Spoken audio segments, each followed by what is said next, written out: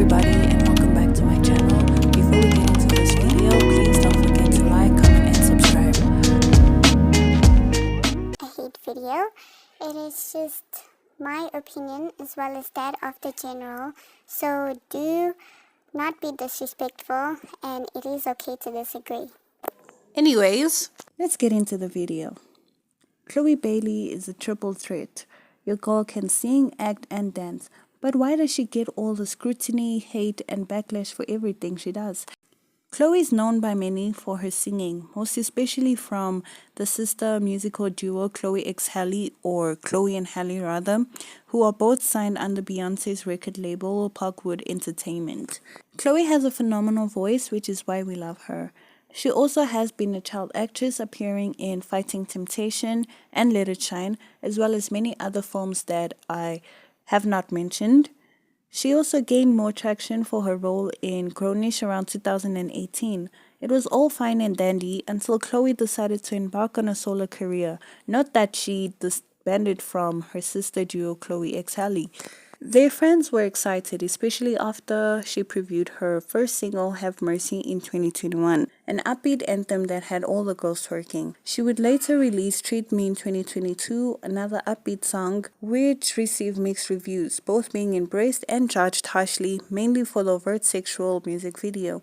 But between these releases, Chlöe would start the antics, uploading quote-unquote cringe-worthy videos that always threw people off. Now let's get into Chlöe's persona. She claims that she's just an ordinary nerdy girl, but her stage presence translates differently, which kind of reminds me of Beyonce and Nicki Minaj, who have alter egos like Sasha Fierce and Roman. And Chlöe doesn't have an official alter ego name that she goes by. Sometimes I wonder if she embodies Sasha Fierce, but I don't know if that makes sense. Anyway, she did say, when I'm not performing, I'm a bubbly, corny, clumsy person. But when the lights come on, something just happens. I'm somebody else. I feel like it's not fair for us to say we're only one version of who we are. We all have multiple layers to ourselves. So it's pretty obvious that Chlöe gets a lot of hate and backlash. Some justified and some not so justified. Alright, so let's get into it. Most of Chlöe's fans know her from the time she was a little girl. They literally watched her grow up, and accepting that she's taking a new direction for her career has been difficult to digest. Now there's a gap between her and her audience, who are people that acknowledge Chlöe for her pure and raw talent, but disappointed that she wasted on quote-unquote music without substance. She isn't putting enough effort to make timeless records or a masterpiece because her lyrics can be bland. It's something we've heard time and time again. There's zero emotion, vulnerability, which is key, especially as an R&B artist. This disappointment is also a result of us putting celebrities on a pedestal and holding them onto certain standards.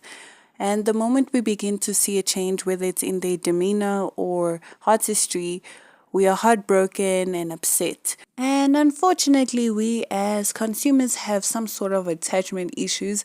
That's why the moment your favorite artist is taking a new direction in their career that you are against, you're disappointed, forgetting that in reality, everyone changes, everyone experiments. I mean, most of the icons in the industry today, from your Rihanna's to your Miley Cyrus, had the same transition to their public image. And most of us, if not all, embraced it.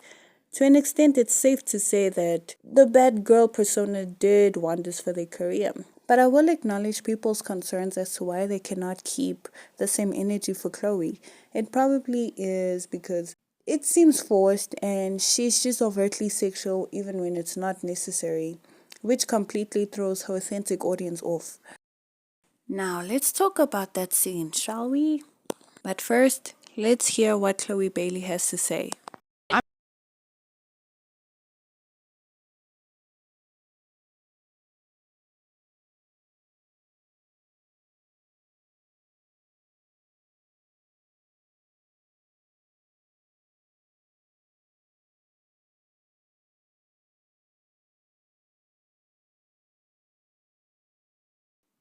She isn't wrong, and I know most of y'all behind the screens might be wondering why Chlöe's being bashed so harshly. Meanwhile, other actresses that do the very same scene aren't judged near as harshly as she is. Clearly, there's a double standard, but let me explain the impact of that scene. Chlöe is a black woman, and it's pretty obvious that black women are seen through a certain lens in media. Therefore, let's talk about the hypersexualization of black women in media. Black women often play roles such as the 304, the stripper, the baby mama, and the Jezebel stereotype, which represents the African American woman as a promiscuous man-eater. If you were to come up with the similarities between all of these roles, the underlying common factor that can be found is the proponent of sex. Black women in media are portrayed as sexual objects, and this is not an accident. Hollywood works hard at perpetuating dehumanizing stereotypes of people of color, and black women often take the target hit for this. In this era, we know that the media is a powerful outlet to the world, not just the nation, and has a significant impact on molding the general public to think a certain way. In the media, we see black women are often shown as sexually willing characters, often inviting of sexual objectification. Shout out to Annalisa Matthews, the author of this article, where I found my sources. If you want to read the entire article, I put the link in the description. Chlöe isn't being dragged for doing her job. She is being dragged for the kind of stereotype that is constantly perpetuated in Hollywood.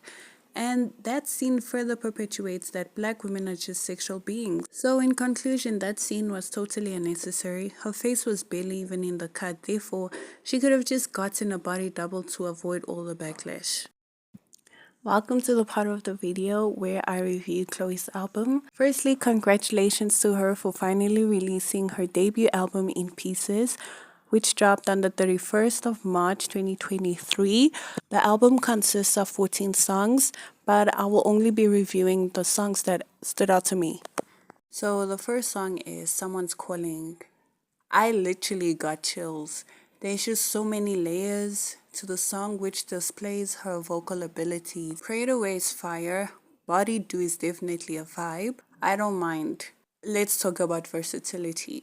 She killed that Afrobeat. How Does It Feel is cute. I just expected more from both artists. Make It Look Easy. Feel Me Cry. In Pieces are my favorites. Told Ya makes me feel invincible, I'm telling you. But it was definitely a great album. We got to see Chlöe tackle pop, R&B, soul, and a little bit of rap on the album. She got to showcase that she could make you dance, do a little bit of introspection, and make you want to cheat back. So in conclusion, I am going to rate this album a 6 out of 10. In the comments, you can mention which song from In Pieces are your favorites. We finally made it to the end of this video, and I'm just going to share my final thoughts. Chlöe has become a target for hate. It may never stop. Let's take Saweetie for example. She gets hate for everything that she does despite being unproblematic. And because Beyonce is Chloe's protege, people will always have high expectations for her, even when they're unrealistic. Her collaborations with problematic or cancelled artists will forever impact the way people look at her.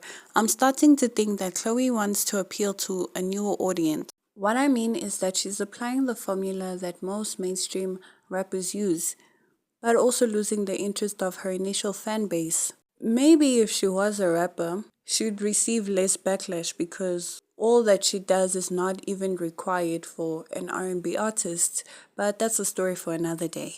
Chlöe is talented and has the star power to become an icon. I just wish she would stop doing things for shock value. I'm hoping that the album gets her the respect that she deserves on an artistic level. This is the end of the video. Thank you so much for tuning in. Please don't forget to like, comment, and subscribe, and see you in the next video.